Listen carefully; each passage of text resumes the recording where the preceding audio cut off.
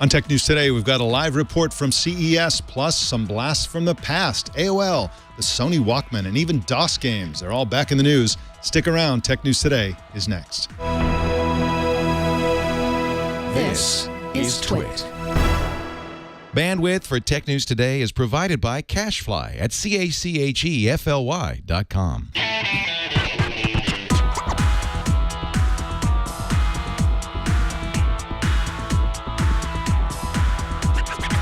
This is Tech News Today for Tuesday, January 6th, 2015.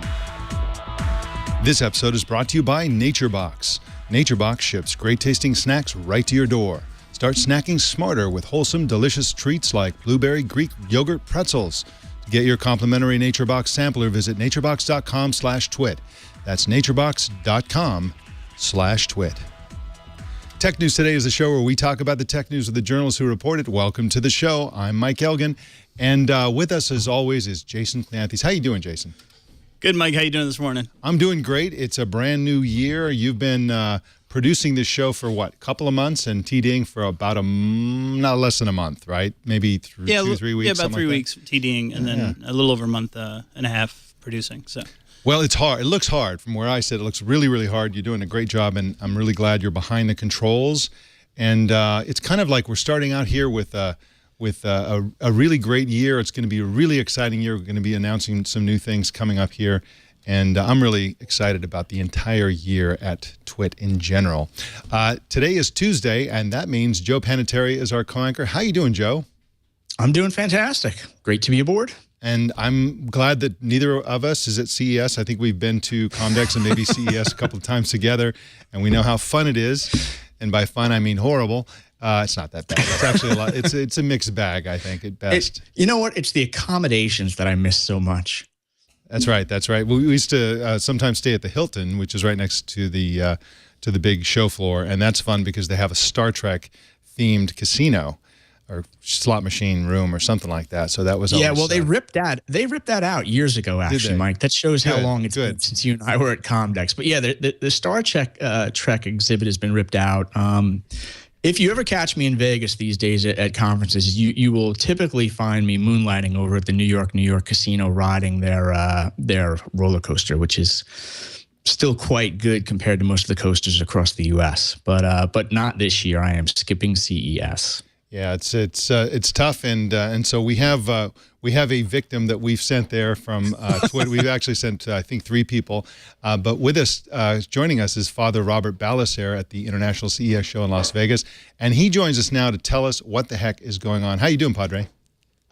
Pretty good. It's way too early in the week to be tired, but we're starting to get tired. Not too much walking, but a whole lot of gawking. Now, you and I exchanged an email this morning. Were you up early or late? I couldn't tell. The answer is yes. Okay. So we finished up around midnight over at the PepCom event, and then I had 3 radio interviews between then and now. So I'm not really sure where I am, but I think it's in Vegas with the flu. That is interesting, and you've seen a lot of amazing things, and we're going to talk about some of those. Now, people have been talking about for about 2 years, I think, about the decline of the PC and the rise of the tablet. I've been talking about it myself, and it's kind of an interesting phenomenon. But PCs seem to be making something of a comeback at CES, aren't they? Yes, and this is a surprise to no one who's been following the industry. Just because there's been all this doom and gloom about the end of the PC era, and oh my goodness, and look at those sales drop through the floor. We're not seeing that in the same format. It used to be tablets were the PC, specifically the notebook killer. Why would you get a notebook when you could get a tablet? Well, just anecdotally, walking around the events that we've had so far, CES Unveiled, PepCom, and some of the press events, you see there is no emphasis on tablets. And if you were to step back, say, a year or 2 in your mind to what you saw at CES last year or the year before that, you start to say, wait a minute. It used to be that every vendor, every booth, every table had something tablety. Not necessarily a tablet, but something that supports tablets. You don't see that now. In fact, at the major vendor tables, so Lenovo, Toshiba, Acer, they didn't bring any tablets. What they brought were convertibles. So there's the tablet feel to them, but I guess they're looking at their numbers and they're realizing it's just not a growth industry anymore. People are looking at the devices that they carry, and they're saying, if I carry a phone that has a 5, 6, or maybe even an 8, there's a 9-inch phone coming at this event, CES today, then why do I need a tablet? I'd rather just have a notebook. Overall, do you see the innovation happening, though, on the PC side, or is this just a matter of the tablet market maturing? I think it's because the tablet market is maturing. People who want a tablet have a tablet. Tablets are well defined, but on the PC side, Surface actually is coming back. So Microsoft actually is making money. You're seeing that beyond Surface, these tablets that do Windows convertible, so that you can have a screen that plugs into a decent keyboard base. People are starting to like those. People are starting to realize the utility, and they're starting to say, wait a minute, if I can get all the things I like out of a tablet, but get the functionality of a notebook and not pay more than either of those, why wouldn't I do that? Now, this is not to say, I don't want to flip this around into doom and gloom for tablets. Tablets are fine. I just don't think they're going to have that explosive growth that they did in the last 3-4 years. You know, tablet sales are continuing to sell, but I think the growth has been kind of stolen by the phablet market, the giant phone market. And, you know, you see a sharp rise from last year, well, to 2013 to 2014 in the adoption of phablets, big 5, 6-inch phones. And so that's kind of taken the edge off of the growth in the tablet market. Now, speaking of comebacks, TVs are looking really hot. There seems to be a lot of momentum. It feels like momentum behind the TV industry and technologies that are being built into TVs. I think it's the end of dumb TVs. I think all TVs are now smart. What are you seeing there in the TV section? Right. You have two parallel movements. And the first is, as you nailed it, the death of the dumb TV. But no one wants a dumb TV anymore. It's too inexpensive to put the smarts into your TV that no one just wants a screen that you can hook up to a device. So that's definitely one of the things that are driving it, especially since the interfaces are really pushing the whole cord cutter mentality. If I can get my content in higher definition over the internet and my TV has that built in, that's a big selling point. Now, the other part is, of course, the 4K and 5K and even the 8K TVs that we're going to be seeing at the show. Those were beautiful. The last 3 years, they've been beautiful, but the price just hasn't been there. They've been incredibly niche products with an incredibly high price point. Now that you can have a 4K monitor, in fact, now that 2K has become the 1080p, why get 1080p when I can get 2K for basically the same price? 4K and 5K are now within striking distance. Now it's no longer a question of whether or not I can afford it. The question is, can I get content for it? And if I can get content for a 4K screen, it's now affordable and it will look beautiful, especially if I get one that cuts the cords and gets that ultra high definition content over my broadband connection. Hey, Padre, are you starting to see any innovation, though? When it comes to these smart TVs, you're starting to see better user interfaces. The reason I ask is I'm a laggard in this area, and I'm a laggard on purpose. I've got two 60-inch TVs in my house. Both of them are dumb TVs, but I've got Apple TV hooked up to one of them, and I've got Chromecast hooked up to the other because, frankly, I trust the big IT companies more than I trust the TV makers to get the user interface correct. Are you seeing anything there that leads you to believe that the TV makers are going to get the UIs correct? No. and I will qualify that. I think for geeks, and this is for our audience, a Fire Stick or an Apple TV or even a Chromecast or a Roku are still the way we're going to go because we like that functionality. We like the ability to lock in our accounts. But for the vast majority of buyers who are now looking at a 2K, 4K, or 5K screen, the smarts built into the TV are just good enough. And this performance is just good enough that they'll say, oh, I'll try it out, and if I like it, then that's what I'll use. And maybe if my demands increase, then I'll get a more capable smart box. But yeah, I think the UI is not as important as the pervasiveness of the technology, that everyone knows that TV you just bought can be plugged into the internet. Now, Padre, the CES and other technology shows have become car shows, which is really exciting, simply because cars have become consumer electronics products. What did you think of the Mercedes that they rolled out? It's a big concept self-driving car of the future. It looked pretty awesome to me, but what did you think of it? Let me just say, we've always had cars at CES, but probably the last 6 years, aside from a demonstration by Nissan for a self-driving car, I think they did that. I can't remember. It's been so long ago. The car segment of CES has been stereos and add-ons that are just ridiculous. It's nice to see innovation coming back. You've got BMW, you've got Mercedes, you've even got GM that has been getting into the game with some smart onboard electronics, and it's making a difference. Now, the Mercedes, funny story, we saw it last night as we were leaving the PepCom event, and the Mercedes people had surrounded the self-driving car with cars on either end. The street was blocked off. Imagine this, Las Vegas Boulevard northbound. It's 2 lanes. It's the Strip, so it's the busiest street in Las Vegas. And Mercedes somehow convinced the city to block off an entire lane just for their entourage. And people were snapping pictures. And as they were getting closer, you heard these people in big suits saying, "Get away from the car. Don't touch the car."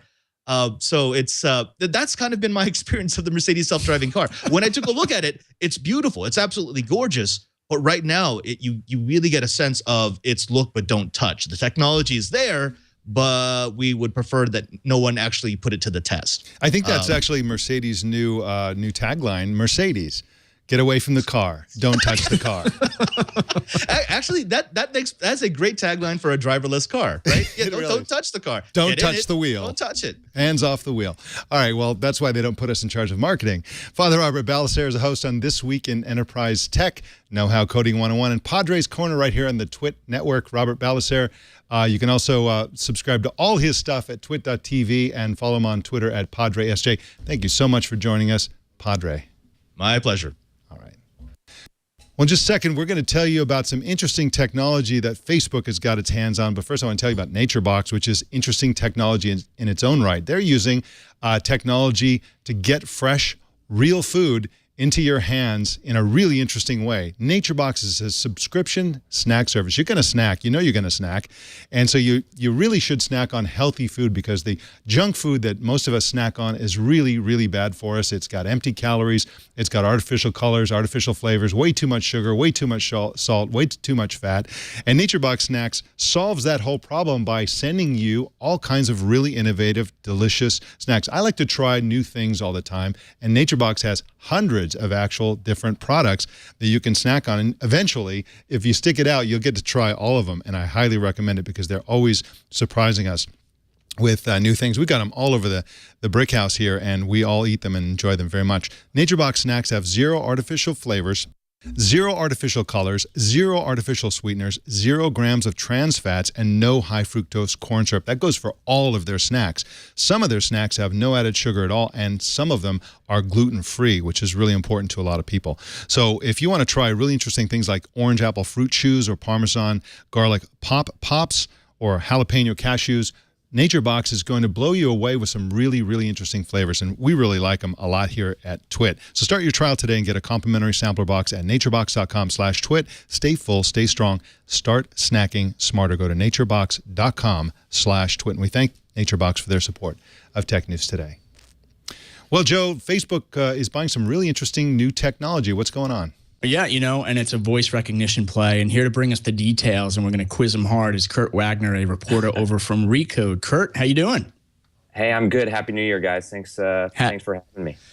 Happy New Year. Great to have you on board here. Now tell us, what exactly has Facebook acquired here? So Facebook acquired a small startup called Wit.ai. Wit is, I believe, what people refer to it as. But essentially, it's natural language processing technology. So what that means is it's the same kind of thing that you're probably familiar with either your iPhone or your Android phone, where, for the iPhone, for example, you have Siri, and you're able to say, hey, Siri, what's the temperature? Or how do I get from point A to point B? So it's this idea that either your phone or some other type of robot, if you will, can understand what you're saying to it. And so that's the technology that Facebook now owns. And we're not 100% sure what they plan to do with it, but you can see that that's kind of the way things are moving just in terms of general tech. And Facebook has a bunch of different services that you could imagine being able to talk to might be really beneficial. You know, one of the things that I think people tend to think is that Facebook as it exists today is going to be the Facebook we're going to have for the next 5, 10, 15, 20 years. That's really unlikely. I think it's very unlikely that in 5 years, our main social networking will be, you know, clicking like and typing in, you know, little quips and posting cat photos and so on.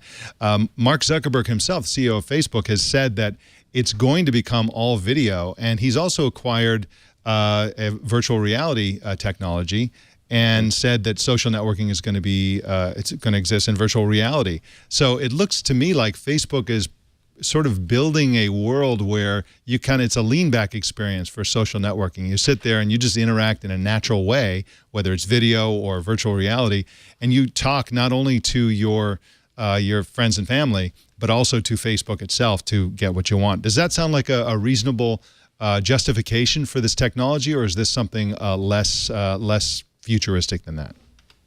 I wouldn't put anything past Mark Zuckerberg and the team that they're building at Facebook. I mean, you look at some of the other types of areas that they've focused on. They're hiring a lot of engineers and aeronautics people to build drones and other types of robots like that. And I think we kind of assume that type of technology is going to be used to beam Wi-Fi down to people in areas where they don't have Wi-Fi, right? That's part of the internet.org initiative that they have. But if you think that they're able to build drones, I mean, they're able to build all kinds of technology. And you mentioned that they have some virtual reality stuff with Oculus. So I think it's very possible that, yes, we're not necessarily going to simply be logging into Facebook on our laptop or on our smartphone, but there might be some type of actually device, or, you know, when Google Glass kind of matures, or other types of wearables, that we're going to be interacting with social networks in a lot more advanced ways. And Facebook wants to be prepared for when that happens. Hey, Kurt, can you clarify for us? I just want to make sure our audience understands. This is not an app acquisition, correct? This is an API type of company that lets app developers voice enable their own applications, correct? And then part two of my question is, this isn't just a smartphone thing, right? This can be for home automation devices. This could be for Internet of Things offerings. Is that sort of the path you're thinking of here? Absolutely. And so you're right on your first point, is that this isn't simply acquiring an app. This is acquiring a technology that a lot of developers who build apps pull from. So they have what they call, an open source community, which means that a lot of people who are building apps for your iPhone or your Android phone are coming and they're pulling this technology and putting it into their own products. And now Facebook owns that technology and can still distribute it to people who are building apps in that way. But as you also mentioned, I think that this is a lot more than simply using your phone. If you go to WIT's website, for example, they talk about being able to communicate with appliances. So I would be very surprised, of course, if Facebook enabled you to talk to your washing machine or your dishwasher or something like that. But that's the type of technology that this is. And it really does open up a whole world of possibilities for what Facebook could ultimately build with it. The way I look at it is that Facebook kind of, in its most glorious imaginations, thinks of Facebook as an alternative internet. They want to keep people on Facebook instead of coming from the regular internet into Facebook and then out again. They want to keep you there. They want you to get your media there, your music there. They want you to do everything there. And increasingly, we're interacting with Facebook and the internet itself through apps rather than browsers. And browsers, of course, are becoming increasingly voice-enabled. And so I think that part of their play here has got to be that they want to enable apps to be voice-enabled, especially Facebook apps, not only their own apps, but the apps that third parties use for interacting with Facebook. And so that's a pretty straightforward usage for this kind of technology. Mm-hmm. Generally speaking, though, I think the world is about to become very, very voice-centric. I think after multi-touch, this is the next big UI thing. And even I think children and people who are in middle school, high school are going to be increasingly using voice. It's almost post-literate. We got to the point where social networks got to the point where the only thing you communicate is the word yo or something like that, and then what's next after that is communicating nothing in terms of typing, just talking and have it do that. I find myself increasingly using voice recognition and so on, to send text messages, to do social networking and so on. And I really think that this is the future. Now, how would you rate this technology compared to alternative technologies for voice control, for voice technology? Is this one of the top shelf technologies out there? You know, I'm gonna plead the fifth on that one, because this specific industry is not something that I've followed particularly closely. But I do look at, you know, yesterday I spent some time looking around and thinking to myself, who are the major players in voice recognition stuff? And of course, I thought of Apple first with Siri. Google does a lot of this. But even then, I'm sure you've had that experience where you pull out your phone and you try to do the voice stuff and it doesn't hear you correctly, and you end up spending more time simply deleting or trying to go back and reiterate what you said. It doesn't end up being all that helpful. And I think that this is a technology that's still very young. And I think the one thing that Mark Zuckerberg tends to do is he's always thinking many, many steps ahead, right? As most great CEOs need to do. And I think that he's kind of showed that with messaging products and his acquisition of WhatsApp and Facebook Messenger kind of expanding. And I think that this is just yet another example of that. Is like, hey, here's a really small team. It's a really kind of still new technology. And we're going to try and see where it goes in the next couple of years. It's not the kind of thing, I don't think we're going to see WIT integration into the Facebook app in the next 6 months. I think this is the kind of thing that a few years from now we'll look back and say, oh yeah, I remember when they made that acquisition. It looks like now it's finally starting to pay off. All right, well, you can find Kurt Wagner at recode.net and on Twitter at KurtWagner8. He got in there right after the other 7 Kurt Wagners. Thank you so much for joining us, Kurt. Always a pleasure. Yeah, absolutely. Thanks for having me, guys. Sony launched a new Walkman yesterday, believe it or not, and it's a high-quality, very high-cost music player. The price is about $1,200. It plays not only what Sony calls high-resolution audio music files at full quality, but Sony claims that even regular MP3 files sound better on the ZX2 Walkman. Joe Panettieri, this is kind of a surprising turn of events. This is several times more expensive than the previous Walkman, and of course, it seems to me that the sort of music player movement is over. The iPod era is kind of over. And here they are coming out with this incredibly expensive Android-based music player. What do you think of this? Is this going to go anywhere?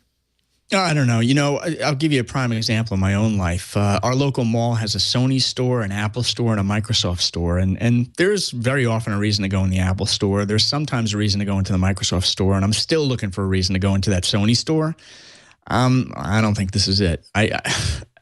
I wonder how many millennials are even aware of the Walkman brand. And I'm not saying it's a bad thing to keep driving forward with that brand, but I'm just not sure if there's enough there to warrant a $1,200 investment in such a device. I mean, I think it's a really attractive product for a really tiny number of people. It competes with Neil Young's Pono player, which itself is kind of a cool device. The number of people who are really pushing for super high quality audio is very small. I think most people are fine with mediocre audio, oddly enough, and certainly people aren't willing to spend. I think most people aren't willing to spend $1,200 for a device that they have to carry in addition to their smartphone.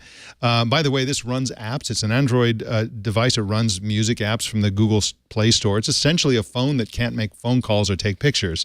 So if you spin it like that, it sounds even less appealing. Yeah. You know, and I think the other point here is, and you hit the nail on the head, there's this whole idea of good enough technology. And what I mean by that is, look at what happened in the video conferencing world. We had all these really expensive devices that attempted to turn TVs and your PCs into video conferencing high-end systems, telepresence systems. And then along came low-cost cameras and Skype, and we all started doing it for free, and good enough became better and better. And I think that's what Sony's up against here. Just a few specs before we move on. It's got 128 gigabytes of storage. It also has a micro SD card slot, so you can expand that. It does support Wi-Fi and even NFC, so it's got a lot of the smartphone technologies in this. It claims 60 hours of battery life, which is way better than a smartphone, and it should be available this spring. And if you remember the original Walkman, which is by today's standards, a clunky cassette player, debuted in 1979. So they're really milking the brand. I don't know what the original has to do with this one, but the brand is well known. So we'll see if they get any traction on this. I actually think Neil Young's Pono player is going to probably do better, oddly enough. Who thought that Neil Young would clobber Sony in the consumer electronics industry? Well, Joe, you've got some new details on some new Intel chips. What's going on? Yeah, you know what? Actually, let's bring in the real expert here who's really got the deep details, and that's Joel Santo Domingo over at PC Mag. Joel, you with us? Yep. Hi, guys. How are you doing? We're doing great. Thanks so much for joining us today. So, sounds like Intel's got a combo punch here, both with PC and notebook processors, as well as more of the tablet approach. What's new here from Intel? Well, the basic big news is Intel has their 5th generation processors coming out. Well, the Intel Core i3, i5, i7. They're the basic processors, the workhorses of the industry. You probably have one in the PC next to you or Mac next to you right now. It's just the newer version, more transistors, lower power requirements, so the batteries will last longer. And this was codenamed Broadwell, correct? This is Broadwell. It's the follow-up to Haswell. It's a die shrink, which means that the processor itself actually got a little bit smaller, easier to cool, less power. For a long time, it seemed like that PCs were were powerful enough. We didn't really need more power, and it seemed like Intel and Microsoft and companies like that were always pushing for unnecessary applications and peripheral hardware to justify the need to keep buying new and more powerful stuff. But as we move into the future, we saw earlier in the show that people are getting kind of turned off by tablets, kind of turned on by PCs again. We've got lots of processing power that's required for virtual reality and video processing and gaming, high-end gaming. And so it looks like we really do need super high-power devices across the board, from our phones to our PCs. Now, are there any systems being demoed at CES that are running any of this technology? There are. I know Lenovo and Dell have released systems, mini systems, and all-in-one systems that have these new processors in them. And they're also leveraging something they're calling RealSense, which is a VR-type motion manipulation system where the camera in the all-in-one PC will actually detect where your hands are and select things on the screen and manipulate 3D images on screen.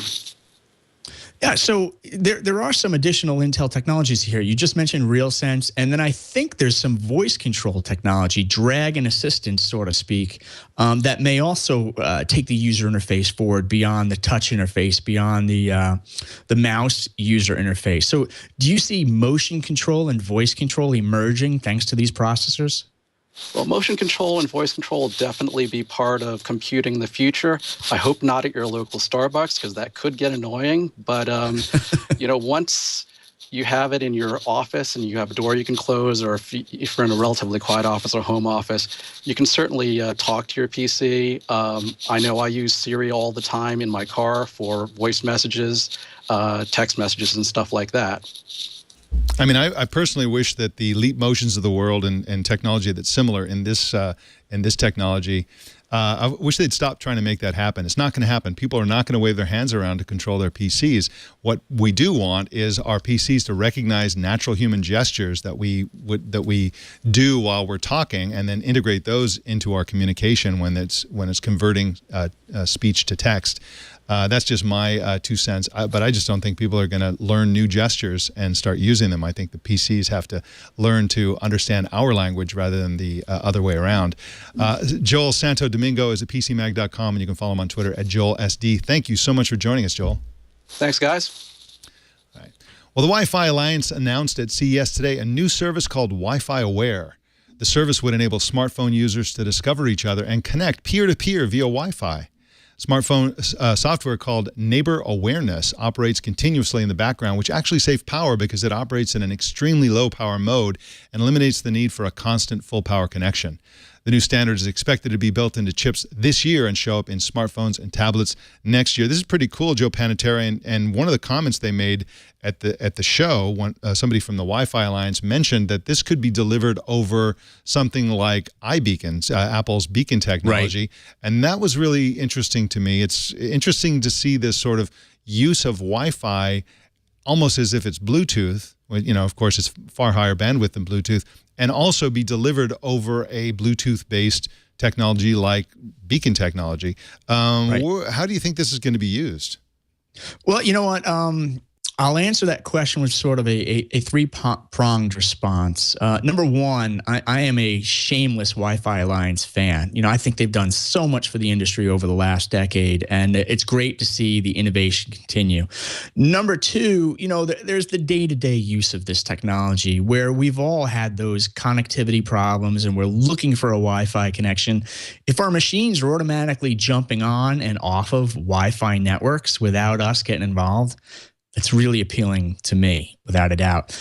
I think the third piece here, and it hints back to your question involving beacons, et cetera, is ultimately this becomes a machine-to-machine technology, and the humans are removed from the entire process.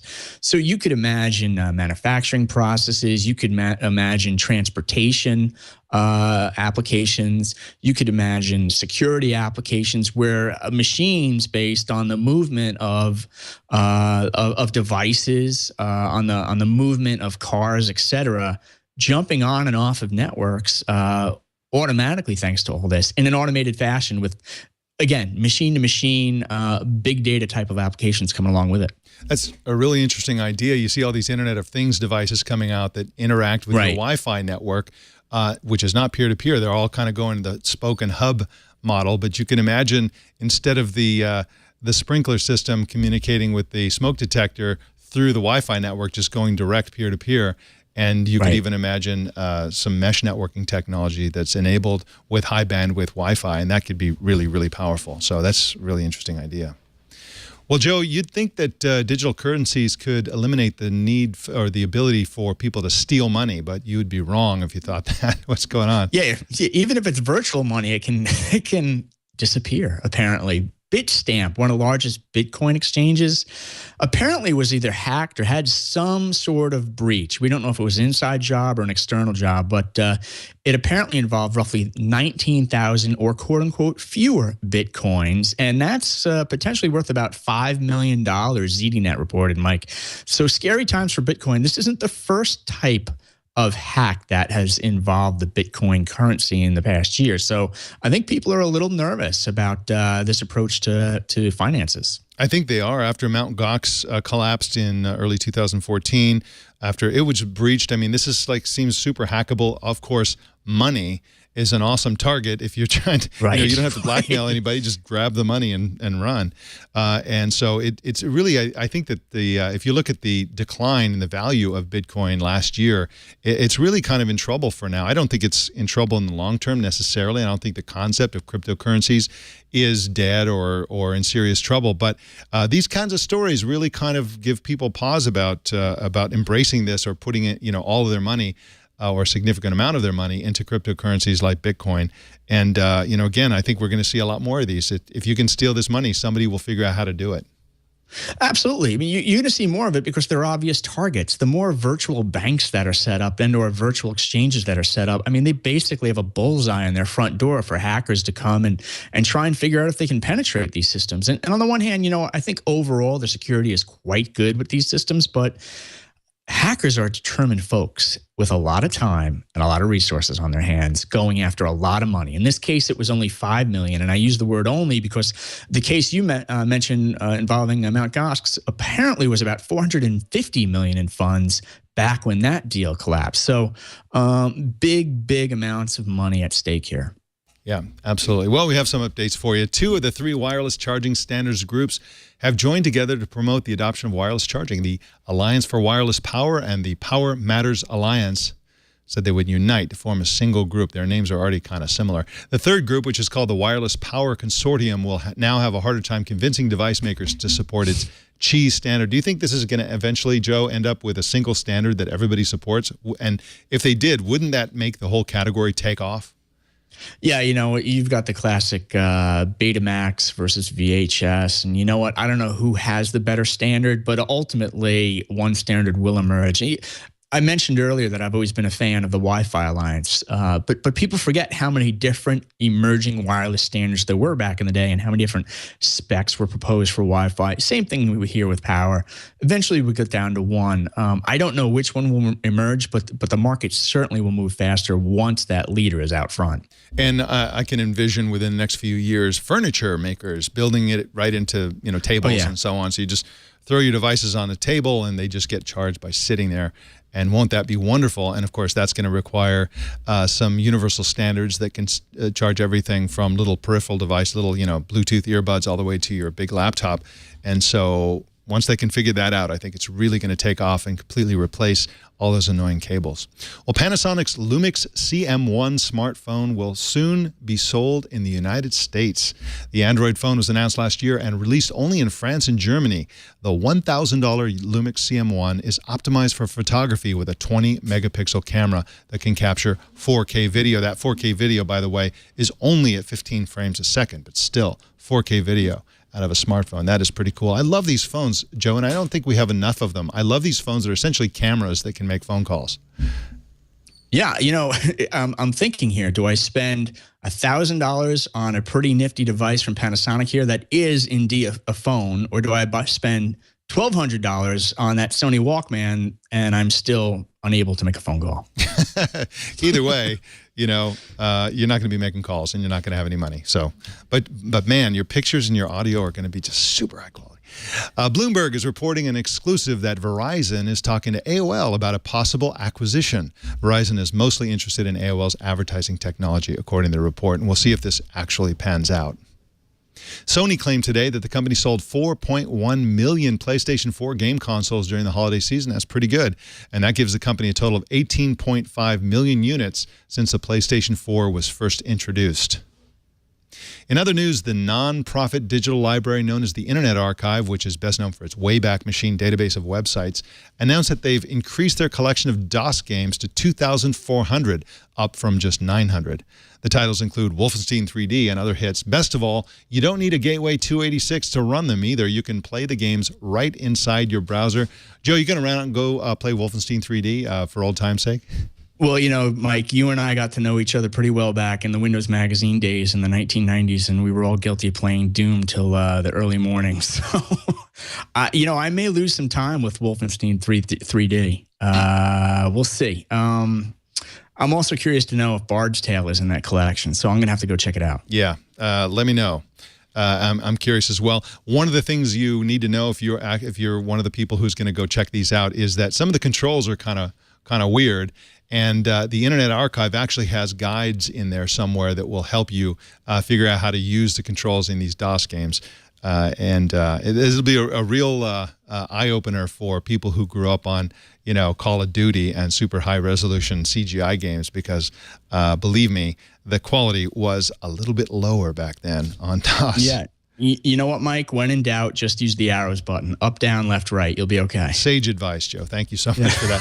Our TNT fan of the day is Noble Ackerson, who posted this Google Glass picture on Twitter. I actually know Noble. I met him at a conference once, and he works with Cecilia Abedi, who we had on our holiday special about wearable computing. He's he's even a bigger glass hole than I am. He's a really nice guy. I don't mean to disparage his personality, but he is really a heavy glass user, and he's done some really, really interesting things with Google Glass. He's also a developer and designer and so on. Really cool guy, and we thank him for that photo. How do you watch or listen to TNT? Just record a video or take a picture of your setup and post it on Google+, Twitter, or Facebook. Use the hashtag #HowIWatchTNT, and we'll find it. And that is the tech news today. Joe Panettieri, what's going on at your company these days? Two things are going on. Amy Katz, my business partner, and I have officially kicked off a couple of R&D projects, which I'm not at liberty to talk about publicly yet. But we do have a lab building some new products now. And then part two is much more immediately, is tonight at 9:01 Eastern. Mike, you and I have spoken a lot on this show about the rise of health apps, whether it's on your smartphone or some sort of band or maybe even the Apple Watch. We're actually interviewing the CEO of Nexercise. He's got a really popular mobile health-oriented app, and we're just going to sit down with him and talk to him about what he sees going on in this incredible health app marketplace. That is really awesome. I'm looking forward to listening to that. Well, Joe, thank you so much for co-anchoring today, and we'll see you next Tuesday. Sounds great, Mike. Thanks for your time. All right, wonderful. You can subscribe to Tech News Today, and you should subscribe to Tech News Today. And you can do it on Feedly.